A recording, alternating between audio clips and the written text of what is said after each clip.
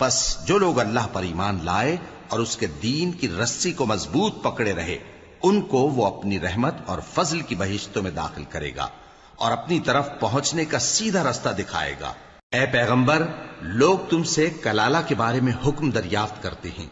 कह दो कि अल्लाह कलाला के बारे में यह हुक्म देता है कि अगर कोई ऐसा मर्द मर जाए जिसके औलाद न हो और न माँ बाप और उसकी एक बहन हो, तो उसको भाई के तरके में से आधा हिस्सा मिलेगा,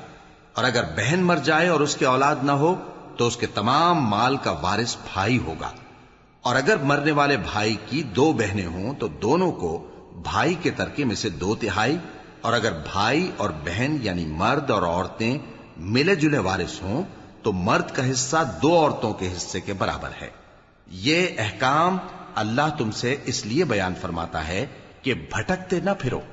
और अल्लाह हर चीज से खूब वाकिफ है।